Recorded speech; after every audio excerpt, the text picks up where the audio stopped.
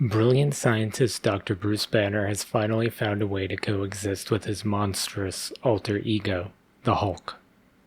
By accumulating gamma energy over multiple transformations, he can become a wise and strong hero Hulk or a fierce and destructive monster Hulk. A true force of fury on the battlefield. Caught in the detonation of a powerful weapon of his own invention, Dr. Bruce Banner absorbed gamma radiation that transforms him into a massive green monster whenever his emotions rage out of control. As Banner, he's still a genius, but as the Hulk, he's the strongest one there is. Banner developed a special gamma belt to control his transformations and temper the Hulk's fury. But when the time stream entanglement transformed Los Diablos missile base into a demonic battleground, he realized that the best way to fight monsters was to let out the one within. Scientific inspiration, mused Bruce Banner, could come from anywhere. There were the famous stories, Newton's apple, Alexander Fleming's mold in the petri dish, and then there were the thousands of other little revelations that would never be told because they were just part of the everyday work of scientists all over the world. Like him. He had done some important work in the fields of gamma radiation, and he had also learned more about gamma radiation the hard way. Now he was trying to build both on that work and the life-changing accident. Becoming the Hulk had changed his life for better and for worse, and most of the worst aspects had to do with the lack of control he had felt for years when becoming Hulk. Over time, he had gotten more control, but it was still a struggle. Eventually, he'd had an insight. What if he could control the infusion of gamma radiation into his body? Would it be possible to decide how much of a Hulk he wanted to be? The question had led to a series of experiments, and now Bruce thought he was on the verge of a real working prototype of a device that could absorb, contain, and channel gamma radiation. If so, it would be life-changing. So here he was, tinkering with the final adjustments to what he was calling the gamma belt. The fundamental idea of the belt was that it contained a reservoir of gamma energy that could be channeled into the wearer's body. He would never let anyone else use the belt, but if he could get it working, the transformation in Banner's life would be practically unthinkable.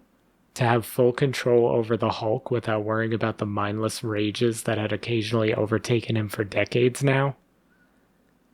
Banner had always found the Hulk as much a curse as a gift. There were times when it was great to be a superhero, but when you woke up one morning and discovered that the Hulk had leveled part of a city during a fight, something had to change. So now, Banner was changing something. It was late at night, and the desert outside Banner's lab was quiet save for the eerie whistle of the breeze and the spines of the saguaro cactuses. It was a strange, lonely sound, perfect to accompany the work of a strange, lonely man. He shut the window and put the belt on, testing it for fit and making sure the gamma conduits were intact and not facing out. The gamma belt was designed to channel energy into the wearer's body, without letting it escape anywhere else. Banner had done this by lining the belt with conduits for the energy, and insulating the conduits in every direction except a small seam where the belt was in direct contact with the wearer. In testing, with the belt tightened around a mannequin, the insulation had worked. Now he was going to find out if it worked on a real person. He tightened the belt and settled it into place around his waist. Then he tested the gamma detectors he'd placed around the lab, making sure they were active. He'd arranged them to pick up any stray energy released when Banner activated the belt to become the Hulk. It was going to feel strange to become the Hulk that way. For so many years it had just been a sudden internal process. Now, Banner was trying to systemize it, channel it, make it not quite so vulnerable to his emotional states. In a way, putting his transformation under the control of an external object felt like losing control over it, even though the whole point of the gamma belt was to have better control over the Hulk. And, possibly, to make him stronger. Banner had run the math hundreds of times, and it was possible the gamma belt would be able to create a stronger Hulk. What that would mean for him, Banner wasn't sure, but he was about to find out. He hadn't told anyone about the Gamma Belt, mostly because he didn't want to have a conversation about why he was building a device to do what he could already do. And the reason for avoiding that conversation was that Banner would have to admit that he wanted the belt to give him a kind of control over the Hulk that he'd never felt he could maintain. In other words, he didn't want to have a conversation about how he couldn't control the Hulk. Okay, he thought. Time to see if I've solved that problem. He started a video camera set into one wall of the lab. Banner, Gamma Belt test. First go-round with a full energy reservoir. He stepped to the center of the lab, where he'd marked out a spot for the transformation. Earlier that day, he'd moved all the lab furniture and equipment away from it. Commencing, he tapped a control on the belt. Now. Lights on the belt flared to life as it poured gamma energy into the conduit encircling Bruce's waist. He felt the transition like he always did, wrenching, painful, but also filling him with a sense of limitless power.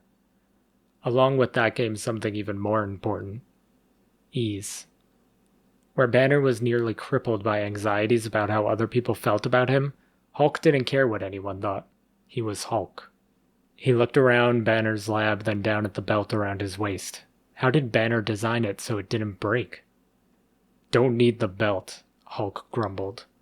But he knew Banner had designed the experiment to help him, so Hulk reluctantly went ahead to do the rest of the steps Banner had planned in advance.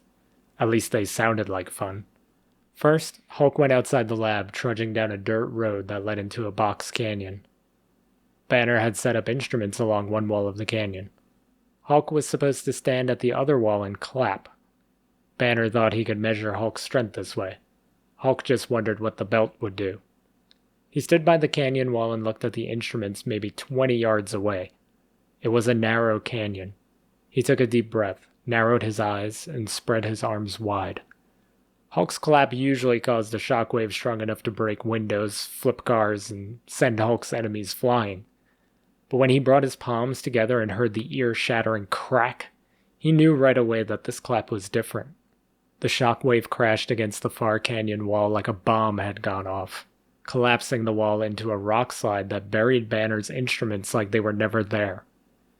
Then the wave rebounded and knocked Hulk into the wall at his back, hard enough to stun him and bring thousands of tons of rock slabs crashing down on his head.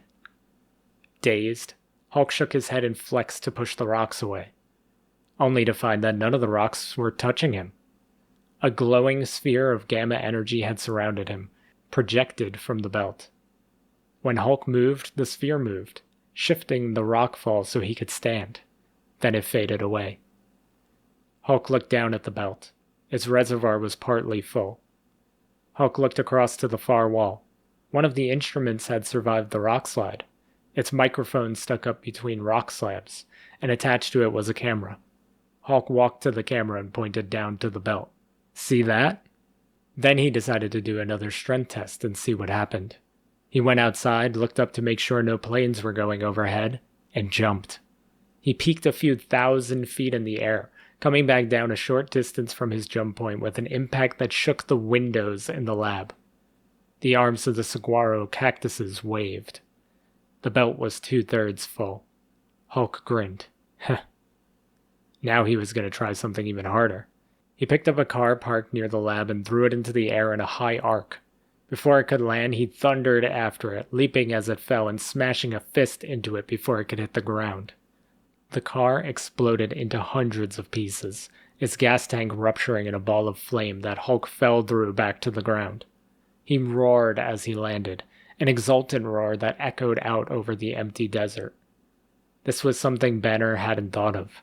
Becoming the Hulk, he had essentially given off enough gamma radiation to refill the belt, which in turn had fed the new radiation back into him. The dose would have killed him, if he hadn't already survived a larger dose of gamma radiation years ago. Instead, it made him, well, hulkier. He was a different Hulk, the real Hulk, the pure monster. He didn't care what Banner thought. Banner was weak. Hulk would rub Banner's face in it once and for all. Gonna show Banner, he growled to himself. Show him how puny he is when Hulk gets bigger. Hulk stomped back into the lab and looked at the camera. Inside, he felt Banner's fear and worry deep inside his mind. He bared his teeth in a grin. See, Banner? More Gamma, more Hulk. Gonna do it again. That's not really a good idea. It was Banner's voice. Shut up, Banner. No, you don't understand. If too much gamma radiation builds up, it could... Shut up! Hulk punctuated the roar with a double-fisted blow to the floor, coming down with all his strength. The blast wave tore the concrete slab under the lab building to pieces and shattered equipment in every room. Sparks flew and cables tore out of the wall a moment before a row of lab tables smashed into the far side of the lab, breaking the window Banner had carefully shut before beginning the experiment. The roof started to come down, and Hulk roared as it destroyed itself over his head and shoulders. Hulk, no! Humiliating Banner felt good. Hulk wasn't done. Watch, Banner, he snarled, picking up a steel beam from the ceiling and smashing it to the ground, feeling bolts and fragments of concrete ricochet up from the floor off his invulnerable skin. Yes, he would tear the lab to the ground, and then... Banner collapsed to the floor among the smashed remains of his instruments, feeling the Hulk recede like a great tide of rage in his mind. He was breathing hard and saying no, no, no, until he realized he was saying it. When he stopped, the only sound in the lab was the whistling of the saguaro spines in the night breeze. Out in the desert, pieces of the car were burning slowly down. In his hands, he held the broken remains of the gamma belt. Ricocheting fragments of the lab table had punched through its electronics, returning him instantly to his Banner state. Interesting, he said. He hadn't considered that possibility. He looked from the smashed remains of the gamma belt to the smashed remains of the lab, then out to the dirt track leading to the canyon. The remains of the car still burned at the edge of the desert. There were a lot of things he hadn't considered. It was time to get back to work.